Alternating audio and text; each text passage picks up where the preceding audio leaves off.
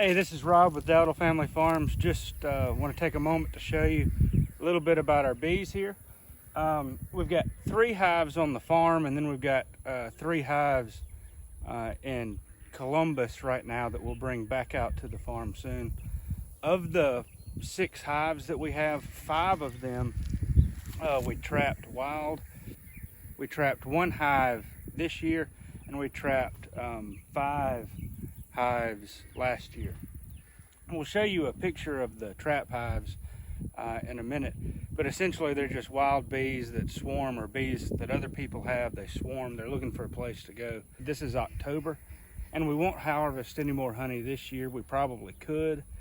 We've checked the hives a little bit over the last few days, and there's still some harvestable honey. But we really want the bees to have a chance to consume their own honey over the winter.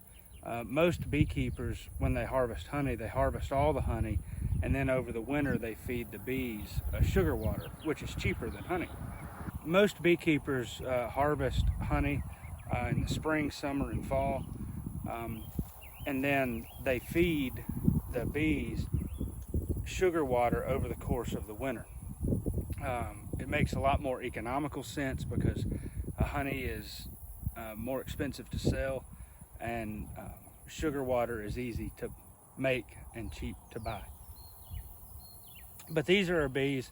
We prefer to let our own bees harvest their own honey, so we don't harvest as much honey over the course of the year. But we think it's a more humane way of dealing with our bees and managing them in a low stress way. There are a couple of things I'll show you about our beehives. This is an oil pan that we fill up with vegetable oil. There's a screen to prevent the bees from getting into the oil, but the bees will chase small hive beetles and other pests down into the oil where they will drown and die. It's just a more natural way of dealing with pests and small hive beetles and some of those problems. I'll show you the hives just a little bit. You'll notice that this is our beehives. We've got them under some catalpa trees that offer shade in the middle of the day. They help the bees warm up a little earlier in the cooler mornings. We manage our bees as naturally as we can. We don't use any chemicals, no pesticides, nothing on them.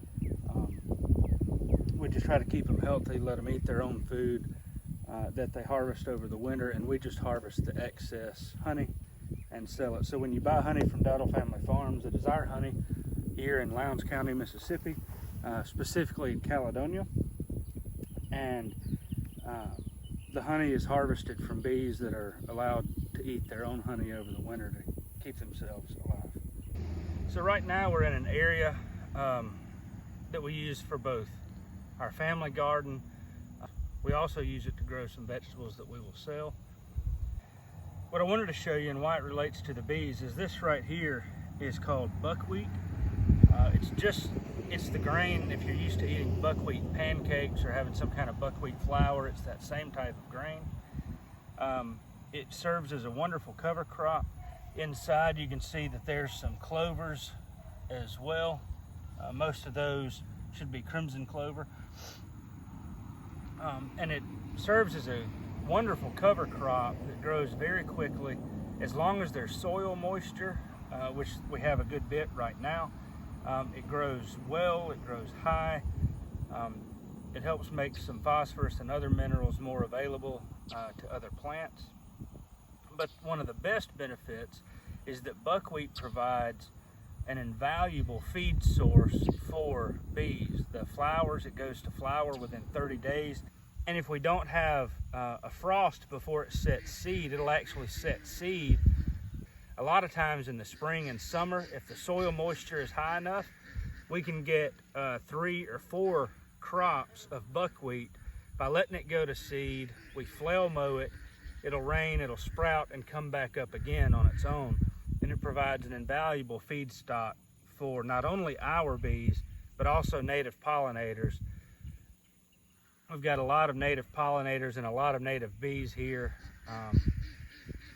that utilize the nectar from this as well. Because we won't have time for another crop of buckwheat to come in before the cold weather, we'll either put our ducks and geese in here to eat the seed and to eat the clover, or we will put our next batch of piglets, train them to the electric fence in this paddock, and then move them into the woods. The buckwheat offers a lot of benefits for the soil, it offers a lot of benefits for the livestock, and it also provides an economic means of taking care of a lot of the animals on the farm, both the livestock that we have, but also our native pollinators that we rely on as well. All right. So this is one of our trap hives. We have 3 of them. If you're interested in bees and want to see if you can trap your own, you can put the hives out. We're in North Mississippi, and so we normally put them out in February. We probably don't get our first hives until the end of March, but we try to put them out the end of February so that they'll already be in place. It holds 6 deep frames, and then there's a big space underneath it. The bees swarm to this thing. They do really, really well. We place it on a big tree trunk, south facing, and some shade. And we've trapped all of our bees, with the exception of our very first hive this way. It works very well once the bees take residence in it within a couple days. Really immediately we could do it, but we usually give them a couple days to get settled, sometimes a week, and then we transfer them into our standard deep frame Langstroth boxes. So that's basically what we do with our bees. We try to keep them as healthy as possible with natural ways of controlling their parasites.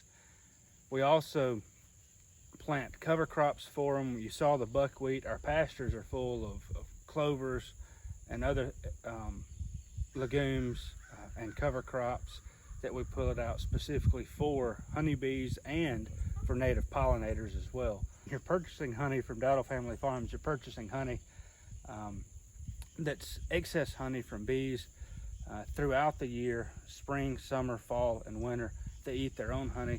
We don't feed them sugar water, and we use revenue from our beekeeping operation to help include cover crops for native pollinators as well as our honeybees, and they help pollinate the crops, not only our crops on our farm, but they also help pollinate native trees, shrubs, bushes, and row crops in conventional agriculture as well. So thank you, and hope you enjoyed seeing a little bit about what we do with our bees here at Dowdle Family Farms.